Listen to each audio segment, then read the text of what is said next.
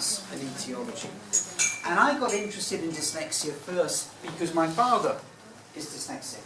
And when he was at school, his father sent him to the best schools in the country, trying to have him well educated, and he got expelled from most of the best schools in the country. He ended up sending him to the school that Sir Winston Churchill went to, and he got expelled from there because he was deemed to be a failure. But he wasn't. He's highly intelligent, very successful, but he's just dyslexic. He can't read and he can't spell. And sadly, my younger brother is dyslexic. He got to be a medic. He's a doctor, but he's dyslexic too. And both my children got the gene. I'm not, but both my children are as well. And it's quite funny because my son is like my father. He kind of shrugs his shoulders. You know, I can't spell, so what? It's not a problem, I don't mind. My daughter is somewhat more militant about it. Her attitude is, I can't spell, why have you got a problem with me not spelling properly? It's quite funny. But when she was 10 3/4, she's very organised, and she wrote for the Christmas holidays in 2006, she wrote the menu that we were going to eat every day. She controls my family like a tyrant, my daughter. And this was her menu, and one night she wrote this word here, she spelt it that word. And we said, Josie, what is this? What are we meant to be cooking for you that night? She said, fajitas. Fajitas. You know the chicken wrap, spelled F-A-J-I-T-A-S, the Mexican dish, that is pronounced fajitas. And so she wrote it fajitas. I thought it was brilliant spelling because it is completely the way that you would expect it to be spelled, but completely wrong. That's not a problem of dyslexia. That's right. Yeah, well. I mean, also a kid that doesn't have dyslexia could write it like that. Yeah, yeah. Others could as well. But she was 10 then, and most children by the age of 10 would have seen the spelling on a packet or learned it. Anyway, but the point is, in a way, you know, we're very pedantic. When you look at Shakespeare, Shakespeare wrote the same words several times on the same page, and he spelt it differently each time. In those days it didn't matter. And maybe we're just a bit too pedantic these days. And this is the first thing to say about dyslexia, is dyslexia, we think about it as the problem that it is, but it should be perhaps described as a gift. These are some famous people who are thought to be dyslexic. Edison invented the light bulb. Einstein, you know what he did? Faraday. Orlando Bloom, okay, he's cute, but he's dyslexic. Tom Cruise, so not all intelligent people are dyslexic. Not all dyslexics are intelligent. Anyway, maybe he's intelligent. Leonardo da Vinci, he was intelligent and dyslexic, wasn't he? Just a bit. Picasso, genius. Rodin, didn't like his later work. Rodin, another famous artist. Winston Churchill, he was very successful. John F. Kennedy, great man, I think. George Washington. So there are a lot of very... Richard Branson, I'm a fan of his. And so on and so on. Walt Disney. So many great people are dyslexic, and we shouldn't think about it just as being a problem. But it is a problem because we require people to read to get through school and to spell accurately to get through school. So what is dyslexia? How do we define it? Well, this is where the controversy starts. And I was getting tomorrow's lectures finished in the break, and you know what? I keep using the word controversial, and I'm sorry, because you don't want to come on a course and keep getting told that it's controversial. But a lot of dyslexia is, and the controversy starts with a definition, but there is now a consensus about the definition. So let's go through the history. Classically, in 1988, it was said that the word means different things to different people. And it was said that one way of simply describing it is a specific difficulty with reading and spelling. 2 governments ago in the UK, Tony Blair and his government commissioned a review on dyslexia by Sir Jim Rose, famous expert. He wrote a big report on dyslexia, and this is the definition that he used. A learning difficulty that primarily affects the skills involved in accurate and fluent word reading and spelling. And that is what dyslexia is. But he went on to add this. And this has become much more commonplace now to say what are the characteristic features of dyslexia. And the characteristic features are difficulties in phonological awareness, verbal memory, and verbal processing speed. You'll notice no mention of vision. In his report, he did talk about visual stress as a co-occurring difficulty, but not in the definition. And I think that's right. I don't think vision should be in the definition. Now, you're going to hear a lot today and tomorrow morning, and not much after that, about this thing called phonological awareness, or phonological decoding, because the evidence is that this lies at the heart of dyslexia.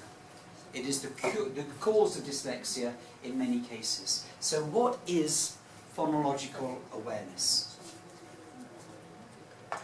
Basically, it's the ability to recognise and work with sounds in spoken language.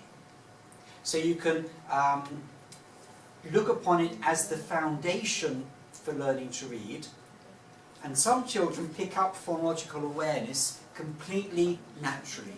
Most children, in fact, learn phonological awareness without even knowing they're learning it. It's automatic for them. They just learn to understand how the sound units make up our spoken language. They just learn it.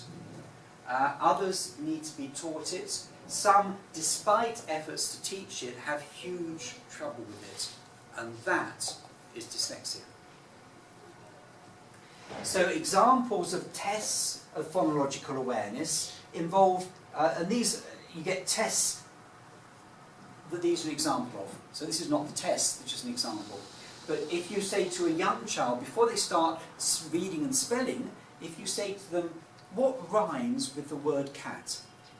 Some children would say sat, or hat, or pat, then instantly come up with words that rhyme. Other children will struggle. Those children who struggle at a given age are much more likely to be dyslexic. What age? The preschool years. So when they're speaking language but not yet writing it. And that's been shown in many, many studies to be predictive of dyslexia. Now, we talked about screening tests in the last presentation, and the problem is screening tests never are 100% sensitive and specific. But people have come up with screening tests based on rhyming games that you can play with preschool children that are fair at predicting dyslexia. Fair. You could say another a test of phonological awareness would be to say, in the word family, what is the first sound? And some children would say f, some would say fam, others would struggle. Those that struggle are more likely to be dyslexic. If you say put the word bat and the word man together, most kids will just say Batman. Some will struggle. That's a problem with phonological awareness. Ask a child to say stop without the first sound.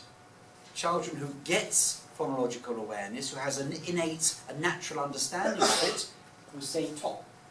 A child that struggles with phonological awareness would say stop and not have difficulty with it. As they get older, you can test their phonological awareness in a more sophisticated way. This is not for preschool children, bless you. This is for older children. You might say, how many syllables in helicopter? I think I'd struggle with that, but you can have various tests of phonological awareness for different age groups. And so when you look at the definitions of dyslexia over the years, really it's a tale of two definitions. The simple definition, which makes no assumptions about etiology, is a definition that says, rather like the first that I showed you, a cognitive disorder characterized by an impaired ability to comprehend written and printed words or phrases despite intact vision. Now this is interesting. This is the definition, this is the definition of the... You must press. Got.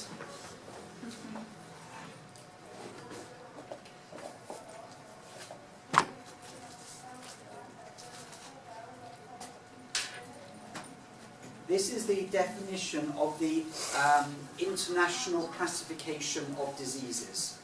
So that's an international body for classifying diseases. And when they define dyslexia, they use this simple definition that doesn't talk about a phonological deficit, but they say despite intact vision. So what they mean here is that a child that has low vision, perhaps they've got congenital cataracts, they would be excluded from being defined in this way. So that's, if you like, in your tale of... I've done it, yeah. That's, if you like, in your tale of two definitions. That is your simple definition that doesn't make any assumptions about the cause of the condition. The more sophisticated definitions make an assumption, thank you, make an assumption about the cause, and they include in the definition a phonological element. So,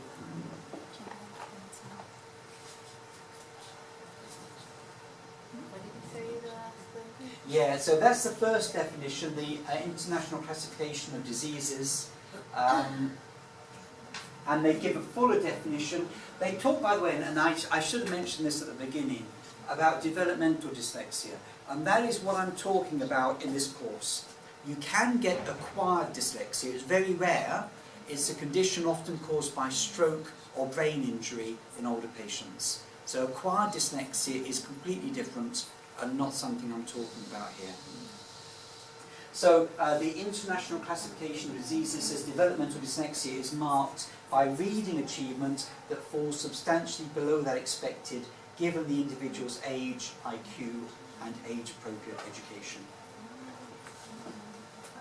And then you get to more complex definitions that assume certain characteristics about the condition. So here's the British Dyslexia Association definition. And you know, definitions always get longer over time, don't they? They never get shorter.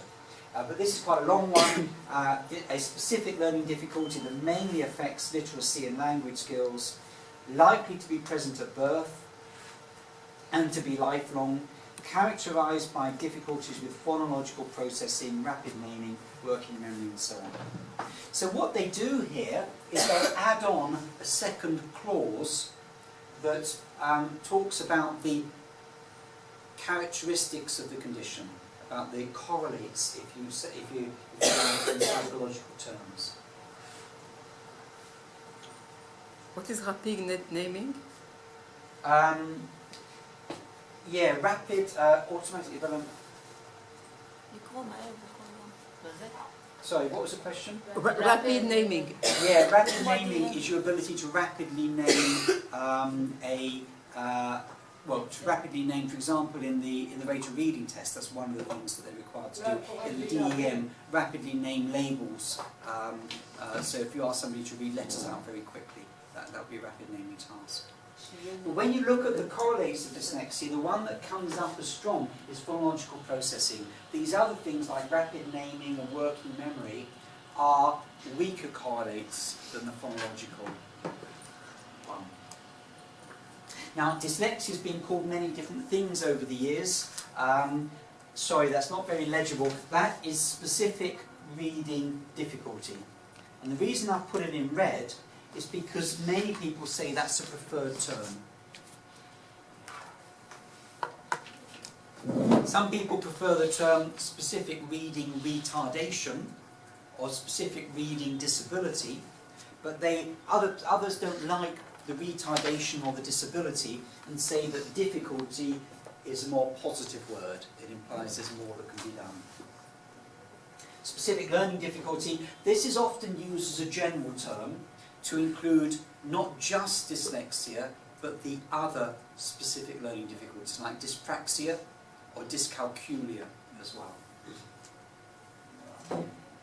We talked about developmental dyslexia. It used to be called 100 years ago word blindness, and 120 years ago people called it strephosymbolia. What a horrible word, eh? Makes everyone dyslexic, that word. So let's leave definitions and let's talk about how the condition is diagnosed. And let's start with who diagnoses the condition. Well, in the UK, it's largely diagnosed by educational psychologists or specialist teachers. any teacher could, and indeed should, recognise the signs of dyslexia. And here's where we need to do a little bit of history, because the way it's been diagnosed has changed. When I first got interested in it 30 years ago, it was diagnosed in a method that's called the discrepancy method. And this is how it worked. Oh, by the way, I should say, before I talk about diagnosis, some teachers and psychologists don't like the word diagnosis, because they say it's not a medical condition, it's an educational condition. Hell, we're healthcare practitioners, so we'll call it diagnosis. So Ratcher and Ewell in 1975, what they said was that you should use the child's age and IQ, intelligence, to predict their expected reading age and calculate the discrepancy between the two. So this was the first study I did in dyslexia in 1994, and we used the formula that this famous researcher had used Ewell before. So what Ewell did was he looked at a very large number of children, and he came up with a formula that allowed you to calculate each child's expected reading age based on two things. Based on their actual age, obviously the older they are, the higher you would expect their reading age to be, but also based on their intelligence. This is their full-scale IQ, their intelligence. So Ewell's approach was that you would measure the children's IQ, and from a knowledge of their IQ and their age, you would predict their reading age. So if somebody had an actual age of 12 years, 0 months, and they had an IQ of 100. Now, our IQ of 100 is exactly in the middle of the average range. So a child whose IQ is average and who has an age of 12 years, 0 months, their expected reading age would be 12 years, 0 months, exactly the same. If they have a high IQ, they would be expected to have a higher than average reading age. If they have a low IQ, a lower than average expected reading age. And depending on what their IQ is how far away you would expect their reading age to be from their actual chronological age. So you can work out the maths on that. And their reading retardation is how far behind they are in reading when you work out the difference between their expected reading age and their actual reading age. So what you do is you calculate from their intelligence and their chronological age, their expected reading age. You use a standardized test of reading, not the Wilkins rate of reading test, that measures the visual components of reading, but the sort of reading tests that teachers use with your children to measure their actual reading age. You say they are reading at the level of an 8-year-old, 8 years, 0 months. If they're 12, then their reading retardation is 4 years. They're 4 years behind in reading. And you typically use a cut-off.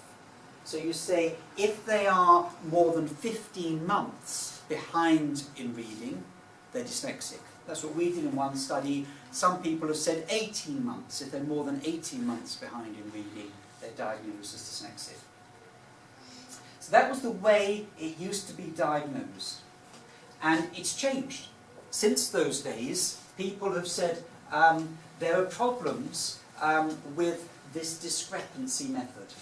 Valentino, now his name will come up a lot today, this afternoon and tomorrow morning. He is a leading American researcher of dyslexia, psychologist, published a huge amount, hundreds of papers on dyslexia, and usually very good research. And he said that this discrepancy definition should be discarded. And his view, over the last 17 years, has prevailed. And the reason that his views prevailed is for several reasons. One reason is that the diagnosis with this is greatly dependent on the language. Now here is where I'm a bit ashamed, because English is a bad language. English is what's called a non-transparent language. There are lots of words that don't follow the rules. You probably know this better than I do, because I grew up with them, they seem fine to me, but they're not good, are they? Italian, French, Spanish, I don't know about Hebrew, is that a transparent language? Yeah, you spell it like you hear it. Even though you have a couple of letters that are, but in English, English, yeah. So that was one problem with the discrepancy definition, is it doesn't account for that. And there's now a consensus. This is a very good review paper, by the way, and this guy completely rejects the discrepancy method and says we shouldn't be using it anymore. And he comes up with these reasons why it should be rejected.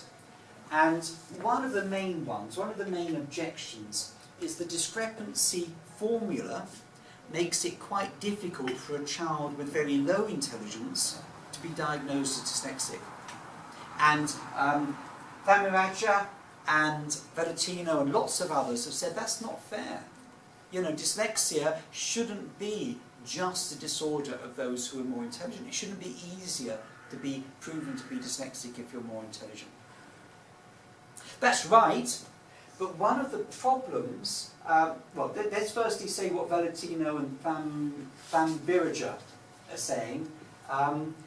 They are advocating that dyslexia should be diagnosed on the basis of the child's ability in the relative domain. So in other words, if you diagnose a different condition, let's talk about intellectual disability.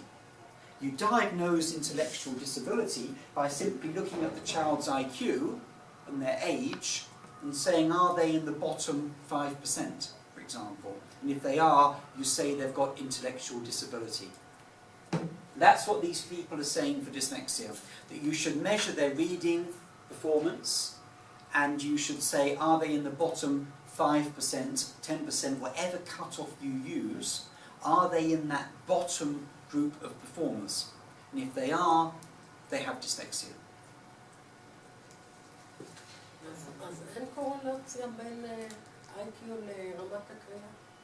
The problem with that definition, though, הוא לא מבין עברית. צריך להגיד באנגלית. מה השאלה? אני אתרגם. She wants to ask if there is a correlation between the IQ אין קורלציה אומרים. and the dyslexia. IQ can be a confounding variable, so there's a correlation between IQ and poor reading, because children who have a lower IQ tend to do worse across the board. But it's not a strong correlation between dyslexia and IQ. So most children with dyslexia have normal IQ. And the problem with this sort of definition is if you have a child who has dyslexia and that child is highly intelligent, their teachers may say they're performing very well in the classroom, and so I'm not going to classify them as dyslexic because they're using their intelligence to try and compensate for their poor reading. But their reading is still below the level that it should be at given their intelligence. So like everything, there are advantages to the discrepancy definition and there are advantages to this one as well. I don't understand how to change the ones who have a low IQ. What do they do to change that? Yeah, well, the ones that have a low IQ, you're not able to train IQ, but you can train their reading. So you'd still give them extra help for their reading. But I can answer that question a bit better because this chap, Hume, is a leading researcher. He has argued that there are two different types of reading disability. And the two different types of reading disability, the common one is dyslexia. And he says dyslexia affects the reading accuracy, whereas the other type of reading disability is more a disability of reading comprehension. And IQ is more like, low IQ is more likely to be associated, I think, with a reading comprehension To understand problem. what you read? Yeah, exactly, than with a reading accuracy problem. Because to get reading accuracy, you don't need to be that intelligent. You know, if you understand the phonology of the words, it becomes natural. And the children that don't have a problem with the phonology. So this is the predominant definition nowadays. And I said definitions get longer over time, and yes they do. It's a very long one. It's the International Dyslexia Association. And it's pretty similar to the ones you've seen. It said it's characterised by difficulties with accurate and or fluent word recognition and by poor spelling and decoding abilities. And then it goes on to say that it typically results from a phonological deficit, difficulty with the phonology of the language. So that, if you like, is your general consensus. Now, has Leah given you a handout of these slides, by the way? Okay, I'll make sure that there's a PDF. I've sent it to Leah, so she's got a PDF of all of today's slides. I'll do the same for tomorrow, so because it's too long to write down. So there'll be a PDF that you can download either from Leah or from my website, and I'll check where you get that from. So, diagnostic tests for dyslexia. The European Dyslexia Association notes a Swedish review that actually says there's only a few of the international diagnostic tests have been validated. And these are the ones that this particular review said were validated. The Woodcock-Johnson is used a lot in America, and this is, I think, the standard way of diagnosing the condition in America. The British Dyslexia Association, they describe the way it's usually diagnosed in the UK, and this is by an educational psychologist doing a very detailed individual assessment of that child. I say it's detailed, it lasts 2.5 to 3 hours. They assess the child's strengths and weaknesses at a variety of educational tests, including intelligence, tests of reading, tests of spelling, tests of writing, of maths, and tests of phonological awareness, speed of processing, memory, and so on. So they use, rather like we've talked about already, about what we should do when we are looking at binocular vision, for example. We do a battery of tests, and we look at the pattern of results that emerges. And that's what an educational psychologist would do when they diagnose dyslexia. How about screening tests? The British Dyslexia Association notes that screening tests are not perfect. No screening test is ever perfect. And they best indicate the need for a full assessment. There are various computerized screening tests, and when you look at the optometric literature, particularly from America, there are various optometric tests that have been developed to screen for dyslexia. One of these is Griffin's test, the decoding encoding screener for dyslexia. But a recent paper is slightly critical of that. This paper by Hanford and Borston found that 95%, so they said, how does this test predict with a conventional test of reading?